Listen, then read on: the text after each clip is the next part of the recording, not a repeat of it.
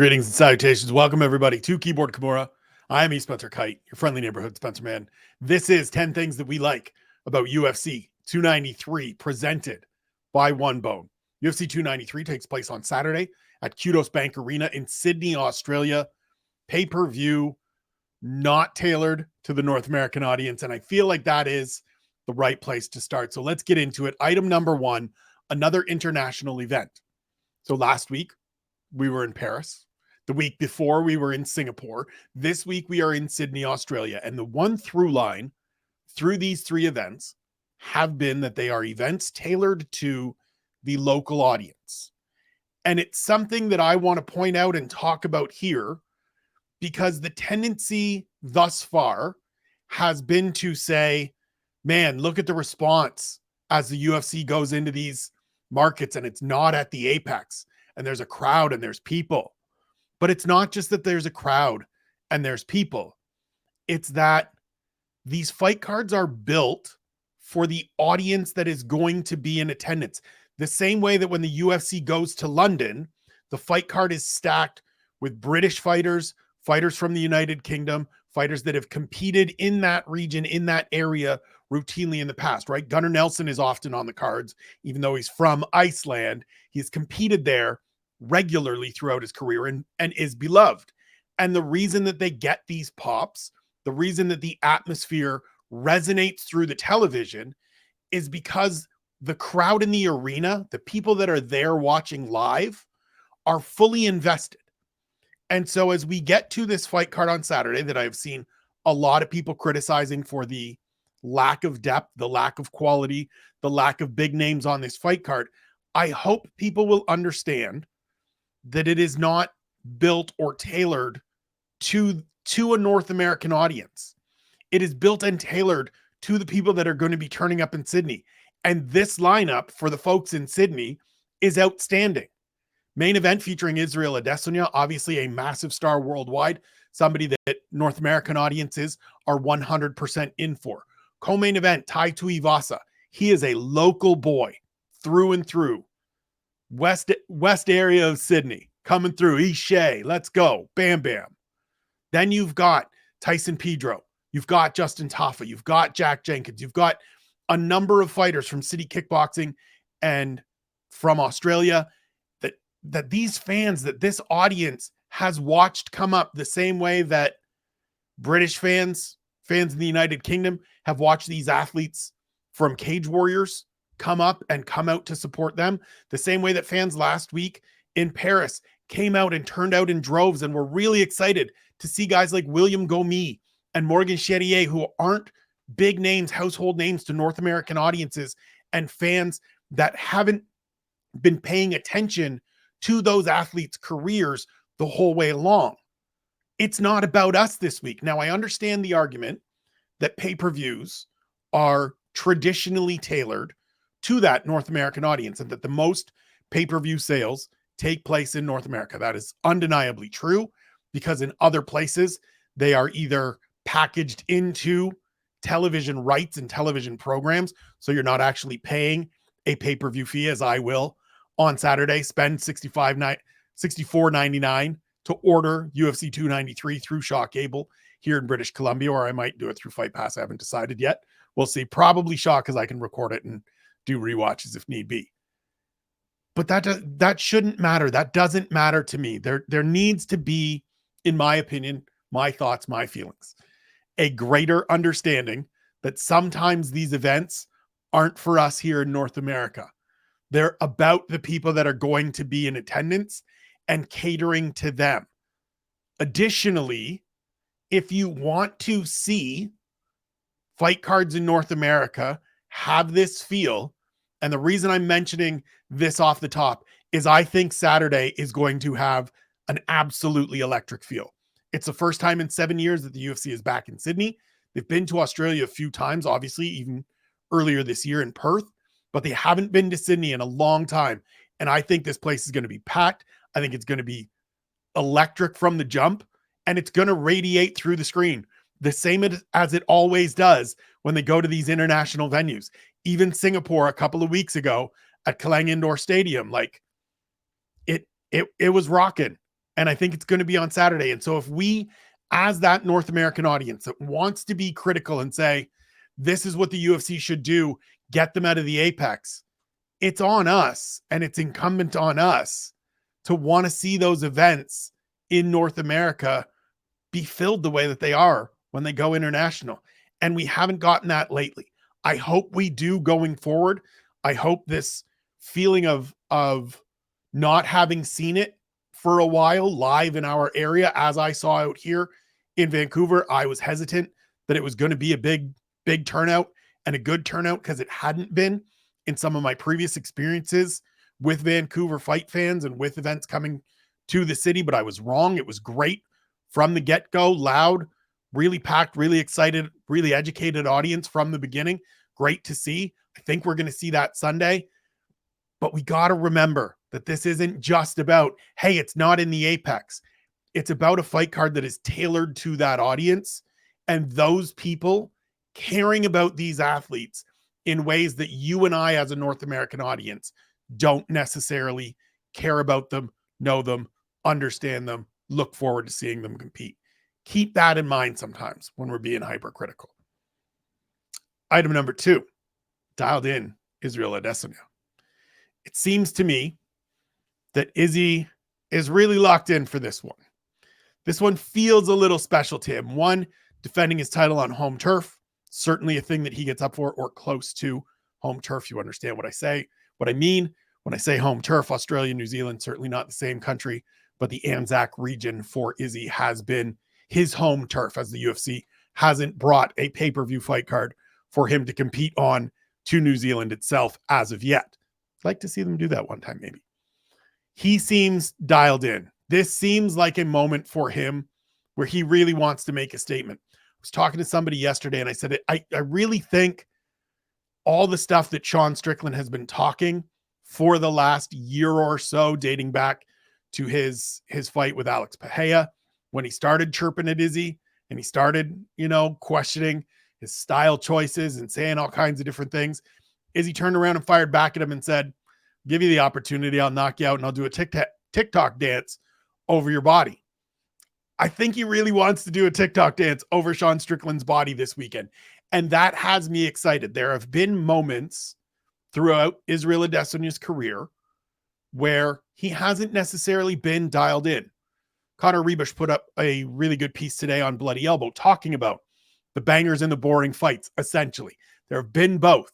We can acknowledge that. Now, I'm still a fan of those fights where the action isn't as great as normal. The Jared Cannonier fight, for instance, the second Marvin Vettori fight as well, where Izzy is being more patient and he's being more tactical and holding back a little bit. It's where Sean Sheehan would normally push and be like, just go and do something. And I would always fire back and say, listen, I'm okay with him. It's on the other guy. Why is it on him to go out and risk it? But we saw last time against Alex Pereira that he wanted to go out and make a statement. Statement was made, second round knockout win.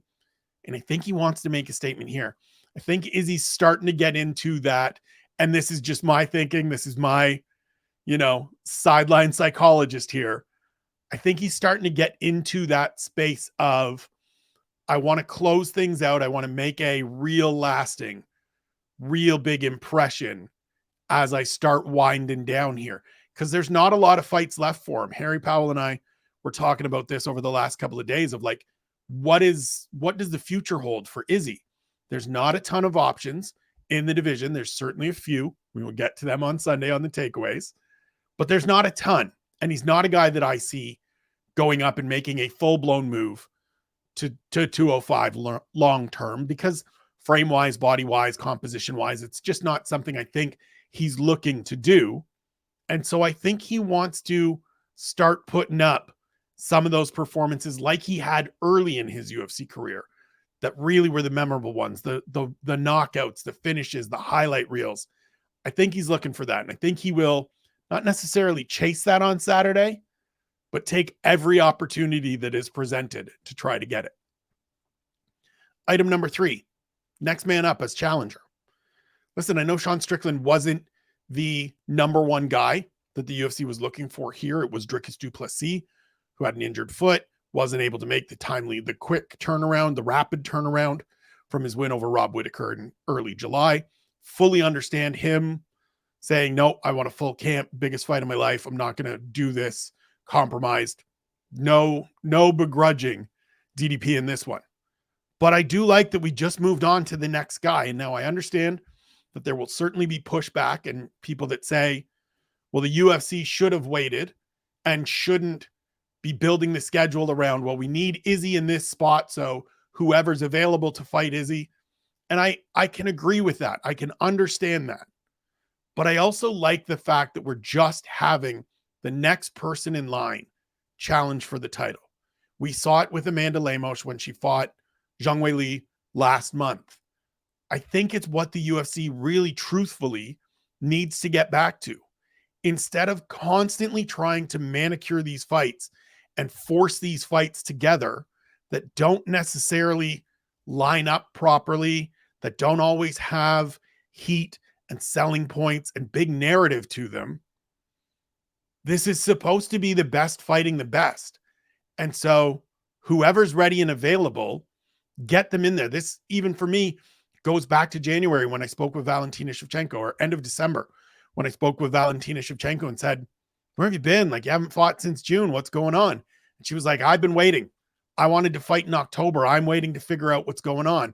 Whoever it is, if Manel Fiorot is ready, let's go. If she's not, Alexa, let's go. Give me whoever's ready. I want to stay active. That's what I want to see more of. And so whether you think Sean Strickland is deserving or not, we can certainly have that conversation. We can have that debate if you would like. I think he's done enough overall to merit this opportunity. When you look at the totality of what he's done, when you look at the one guy to beat him cleanly is the former champ Alex Pereira, lost the split decision to Jared Cannonier at the end of the year, but has rebounded with consecutive victories already this year. So certainly somebody that is just that next person in place. I'm okay with those people getting championship opportunities. That's what it used to be back in the day, that everybody swears they loved, that everybody reminisces over and waxes nostalgic about. This is how it used to be. Patrick Cote got a middleweight title shot. Talis Latis got a middleweight title shot. Josh Koscheck got a welterweight title shot. Dan Hardy got a welterweight title shot. This is Sean Strickland being the next in that line, and I'm okay with that. I look forward to that on Saturday because I think it can be more interesting sometimes than those fights that we're really waiting on and we're progressing to slowly and seeing if we can get there. This is just a bit of a chaos matchup, and I want to see if it plays out in the exciting fashion one way or the other that I expect it to on Saturday. Item number 4, heavyweight co-main event banger.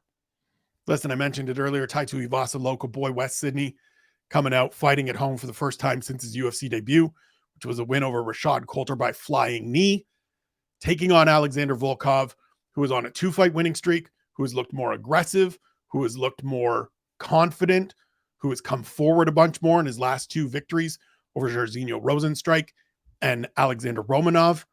I think this is a great fight. I don't necessarily know that it has anything to do with title contention right now, because both of these guys are sort of on the outside of the title picture looking in. Bam Bam coming in on a 2-fight slide. Volkov, as I said, coming in on a 2-fight winning streak, but 3 losses in his career to guys that are currently stationed ahead of him in the rankings. He is at number 7 as we speak today, but it's still a really good fight. It's still going to be an entertaining fist fight between two heavyweights. Tai Tuivasa knows he needs to get one back here. He doesn't want to lose 3 straight fights again. He's done that before in his career. Had a good run, got close. Has had a couple setbacks here with Cyril Gane and Sergey Pavlovich, 2 dudes that you certainly don't hang your head about losing to them, but you don't want to lose 3 straight. And I think he's got a point to prove. I think he's going to be motivated by fighting at home. And Volkov, at 34 years old, turns 35, as I said yesterday, late next month, still very much in the mix. Still a guy that if he really is truly developing and improving and showing these lasting developments and improvements, could become a contender. 35 isn't that old in the heavyweight division. If he goes out and puts out Tai Tuivasa on his home turf on Saturday, we got to start talking about him again. We got to start thinking about him again. I think this is going to be a great fight. Like, I know it's not the caliber of fight that people want as the co-main event here. Again, I will also say that this is the kind of fight that was the co-main event in all of those years gone by that people seem to wax nostalgic for all the goddamn time. And yet now that we get it, it's not good enough, but I don't want to get angry. I don't want to get on my soapbox. I think it's going to be a great fight. I hope everybody enjoys it as much as I will. Item number 5, Manel Kape is finally fighting. This is just one of those ones, like, and I'm going to knock on wood, as I did when I talked to him a couple of weeks ago, as we joked about the curse of Uncle Creepy and not being able to get a fight and not being sure that it's going to happen until he sees Felipe dos Santos standing in the octagon. Kape is just a guy that I want to see more of. He's just a guy that I really look forward to seeing him in there against the best of this division. I spoke with him when he started his UFC career ahead of his debut against Alexandre Pantoja. I said, what can people expect? Like, when people that haven't seen you see you for the first time, what is this first year going to look like? What is this first performance going to look like? And he said, I'm going to be champion. I'm the best fighter in the world. I'm going to be the champion. That hasn't worked out thus far, but he's still really good. And we just need to see him. He feels like a guy, and I mentioned this yesterday, feels like a guy that just needs to stay active. So far, these changes, these setbacks, these long stretches without competing aren't on him. And I don't say that in a like it's his opponent's fault. Things happen. This is MMA. Stuff happens all the time. As Harry would say, to quote the great Gus Johnson, these things happen in MMA. But I think he needs to stay active. And that's when we will start to see and get to see some of those really great talents, some of the really great performances, similar to what we saw in Ryzen, what we saw in his wins over Ode Osborne and Jalgaz Zhumagulov, and to a lesser extent, David Dvorak. I'm happy he's finally going to get to make the walk on Saturday, and I hope he gets to do it more frequently going forward. Item number 6, another look at Justin Tafa and Tyson Pedro. If you follow me, if you listen to this show, if you listen to anything I do, you know I am somebody that is just about looks. Every week I come on here and I say, look, this is somebody that I just want more information on. I want a chance to make another read, a chance to make another assessment, to watch another fight and take what that fight gives me and put it through my processing. And I understand that Justin Tafa isn't somebody that a lot of people are super excited about, even though he's a 29-year-old heavyweight coming off 2 straight victories before his no contest last time out. And that Tyson Pedro is 31 and has stumbled many times in the UFC and probably, truthfully, isn't going to develop the way that I have long-term hoped he is going to develop. But that doesn't mean I'm not interested in seeing it one more time. That doesn't mean I'm not interested in sitting down and taking in more information again. That's what this is for me. And I understand that people don't want to pay $65 to sit down and take in information on Justin Tafa and Tyson Pedro.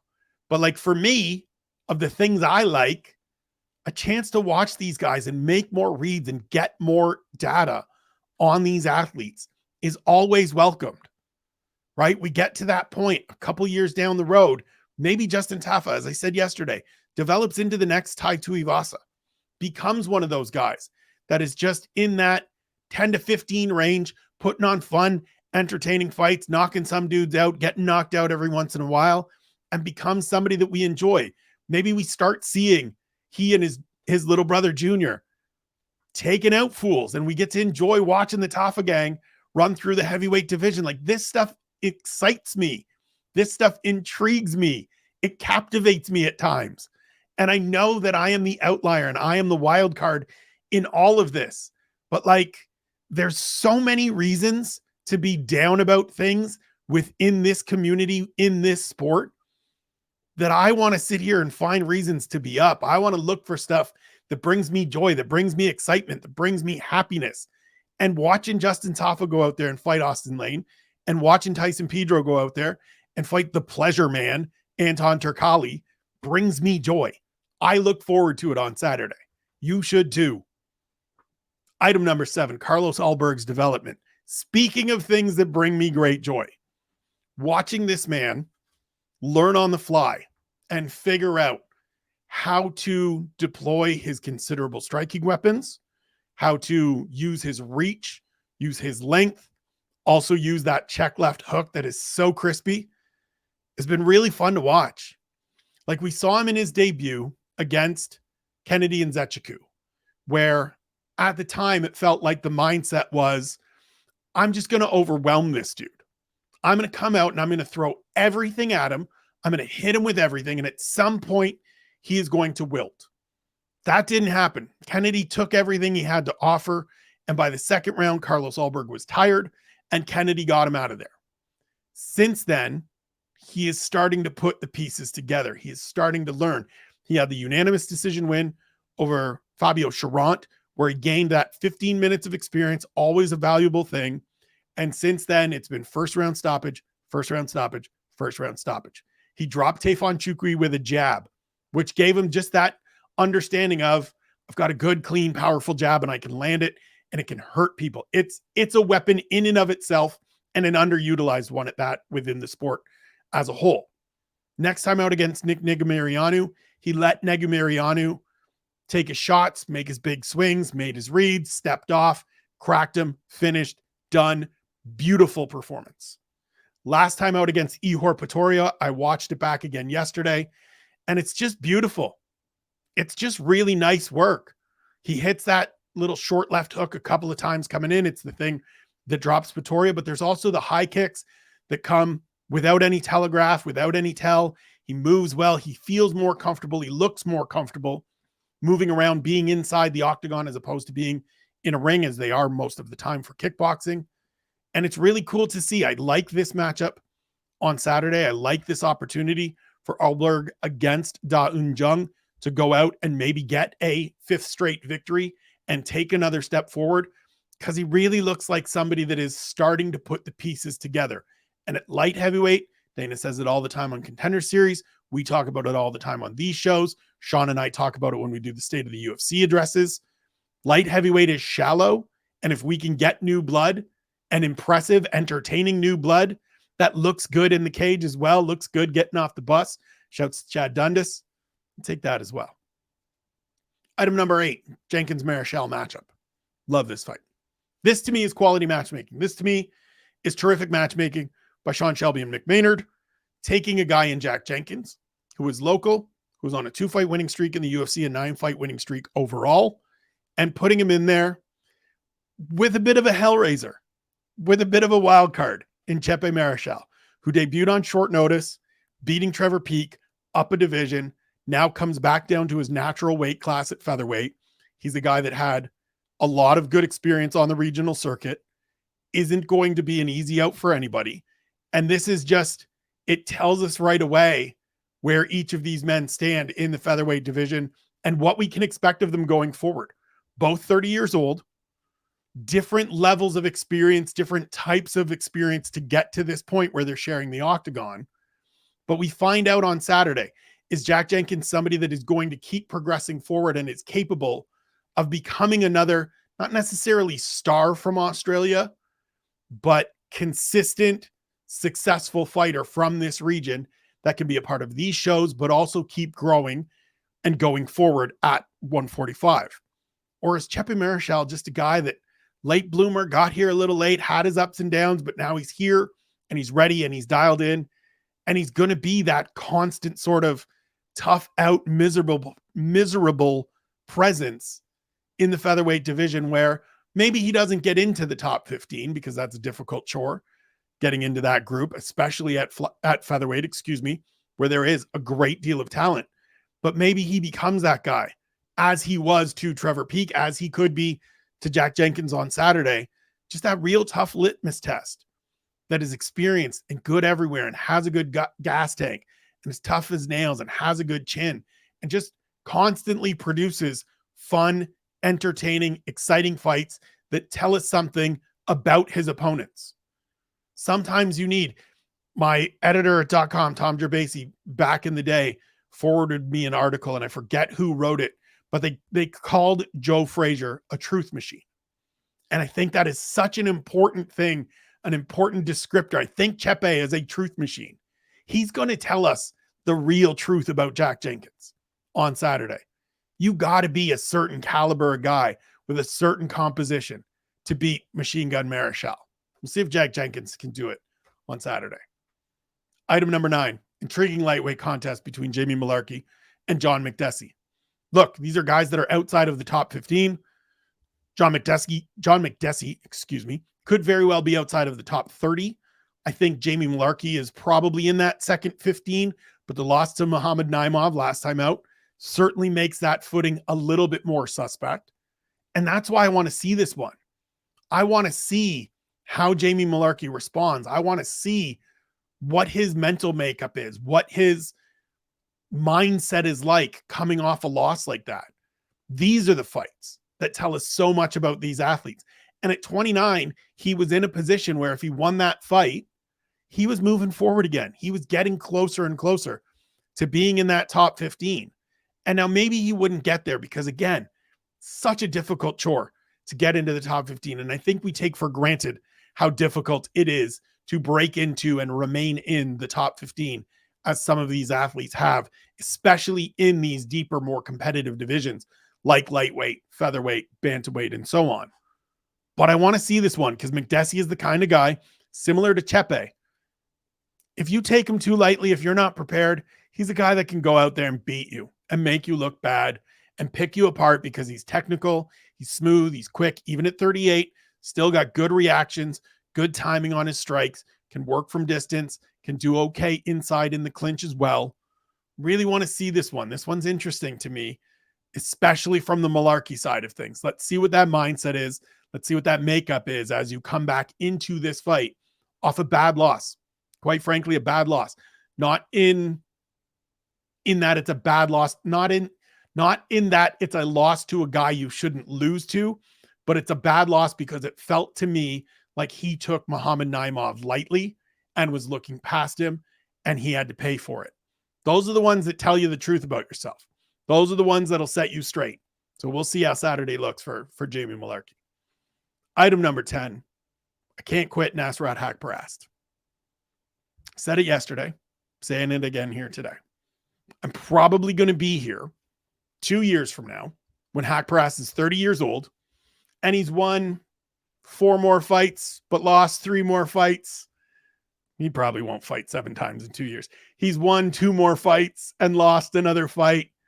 And I'm still sitting here going, is this guy ever going to turn the corner? As I said yesterday, we've probably gotten that answer in the fact that he's failed to clear that next hurdle every time it's been put in front of him. Drew Dober, Bobby Green, those kinds of fights. I still can't shake it. I'm still sitting here really looking forward to seeing him in there against Landon Quinones on Saturday, because when he looks good, you're sold. When he looks good, you sit there and you go, man, this kid could be something. He's only 28. He's got a good jab. He trains with good people. He's well-rounded, looks the part, could be something. And I'm going to work really hard. I'm going to try to hold myself to not getting too excited about what this performance looks like on Saturday. And if he loses, I will come out and tell you on Sunday on the takeaways that I'm done, that I'm officially quitting Nasrat Haqparast. But chances are he's going to get a victory. Chances are he's going to look good. And I'm just telling you, I'm looking forward to it. I'm being honest. I want to be honest and transparent and truthful with you guys at all times. I'm looking forward to seeing this kid compete. He looked good against John Makdessi last time out, utilizing some wrestling, utilizing some clinch, as opposed to just standing in space. That is a smart IQ, good game plan, thought out approach to facing John Makdessi. I think we get a good performance on Saturday, and I will once again be sitting here being the guy sitting here thinking he's getting close. The talent's there. He may turn the corner. Can he get there? I can't quit this kid. I'm still on the bandwagon. There's a whole bunch of seats. It's not nearly as full as it was back in the day, but I am still here. I'm still hanging out on the Nasrat Haqparast bandwagon, and I want to see what he has to do on Saturday. Those are the 10 things. That's it for the program. As always, follow me on Twitter and Instagram at Spencer Kyte. Sign up for the Keyboard Kimura newsletter by scanning the QR code if you are watching on YouTube down in the bottom my right-hand side of the screen, that little code down at the bottom. That'll take you to the newsletter on Substack where you can sign up for a free subscription for $5 a month for $50 for the year. Gets you everything that I put out straight into your inbox as soon as I hit publish. Appreciate you, however you subscribe, however you consume this material. I thank you for it. Always a shout out to the sponsors at OneBone, oneBoneBrand.com/Spencer Kyte for all your apparel needs. Use the promo code Spencer Kyte for 15% off your first purchase at checkout. It is a one-time use code, but I will certainly have more codes for you as we go forward throughout the year. If you are purchasing stuff from OneBone, I assure you, you are going to enjoy it. I wear it every day. It's all I wear. There's an order being delivered today. More stuff coming, including the blue camo. I'm looking forward to it. Shouts to Adam. Shouts to Sam. New drops coming next week, I believe, as well. Follow them on Twitter and Instagram as well, at OneBone Brand.